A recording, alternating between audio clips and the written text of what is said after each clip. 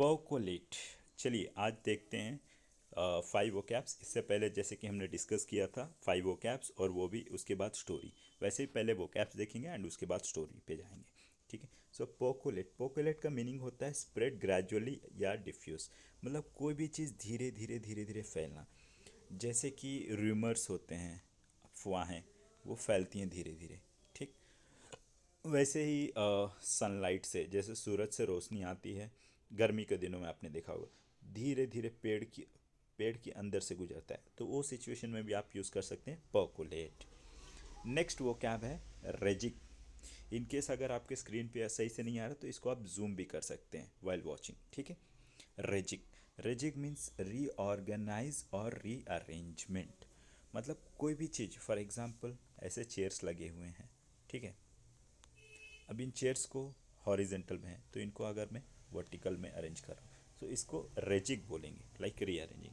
But in general sense में भी use कर सकते हैं। जैसे कि कोई सिचुएशन अगर चेंज करना हो, so even you can say he has rejig the situation. Okay. Next is impunity. Impunity means freedom from punishment.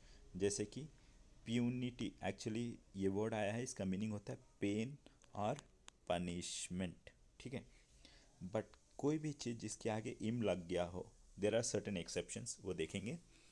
सो इम मतलब नहीं, नो और नॉट, नॉट पनिशमेंट और नो पनिशमेंट काइंड ऑफ। ठीक है। सो फ्रीडम फ्रॉम पनिशमेंट मतलब कोई व्यक्ति जो कि मतलब गलती कर रहा है और उसको कोई सज़ा नहीं मिल रही, तो उस सिचुएशन में उसको बोलेंगे he got impunity, means he is free from punishment. ठीक है। Next is slippery slope. Slippery slope actually देखिए, स्लिपरी स्लोप, ये स्लोप हो गया। ठीक है। स्लोप ऑलवेज डेंजर होता है, बट वो भी स्लिपरी स्लोप तो और भी डेंजर। ठीक है। सो सच सिचुएशन मतलब वो और बैड सिचुएशन होता है। तो अब इसका मीनिंग देख लेते हैं। A course of action likely to lead something bad और डिजास्ट्रस। मतलब कोई ऐसा एक्शन जो कि कोई मतलब भयावह या कुछ बुरा संदेश या कोई किसी बुराई की तरफ लेके जा रहा हो, कोई मतलब अच्छा काम नहीं हो रहा इस सेंस में। Next is imminent, about to happen. Imminent मतलब जो कोई काम बहुत जल्दी से होने वाला हो, और अगर इस इमिनेंट में आई एम निकाल के ई एम अगर जोड़ देते हैं तो वो होगा एमिनेंट। एमिनेंट मतलब होता है पॉपुलर, फेमस। अब चलिए इन 5 वोकैब्स को स्टोरी के थ्रू देख लेते हैं। Okay, here we go. अब देखिए ये स्टोरी है, बहुत ही रोमांटिक स्टोरी है, मतलब छोटा सा है। चलिए देखते हैं। As the sat in the quiet cafe, मतलब दो कपल थे, मतलब किसी कैफ़े में बैठे, कैफेटेरिया में। ठीक है। A warm feeling began to percolate. तो एक वार्म फीलिंग, यहाँ पे गर्म फीलिंग नहीं, यहाँ पे कुछ अच्छा सा, जैसे कि आपने मूवीज़ में देखा होगा, हीरो यहाँ बैठता है, हीरोइन यहाँ बैठती है, तब यहाँ से नज़रें मिलती हैं और उसके बाद ये दो दिल का सिंबल आता है, एक दूसरे को दिल एक्सचेंज होता है। तो इस टाइप से a warm feeling began to percolate मतलब धीरे धीरे स्प्रेड होना स्टार्ट हुआ। कहाँ से? Through Maya's heart. ठीक है। तो माया के यहाँ से, whenever she smiled at Arjun, तो जैसे ही उसने अर्जुन को देखा, बस दो दिल मिल गए। उसके बाद क्या हुआ? देयर फ्रेंडशिप स्लोली, तो पहले वे फ्रेंड्स थे, अब फ्रेंडशिप धीरे धीरे क्या हो गया, और नज़दीकियाँ बढ़ने लगी, सॉरी ये नज़दीकियाँ। ठीक है।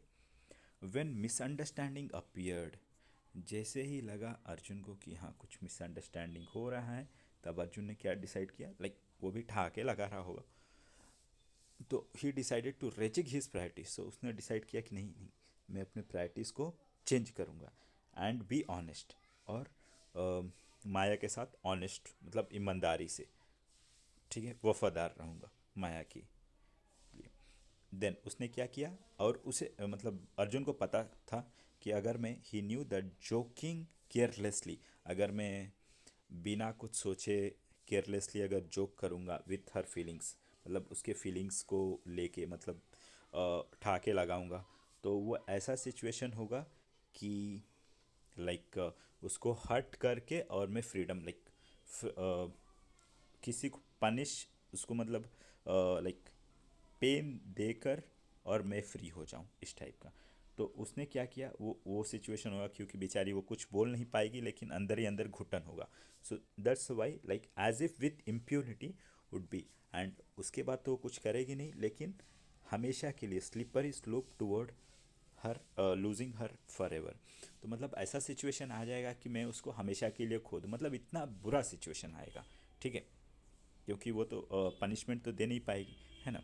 सो इसलिए इसने क्या किया अर्जुन ने, उसने केयरलेसली जो जोक मारा था वो स्टॉप कर दिया। ठीक है, the moment of truth felt imminent.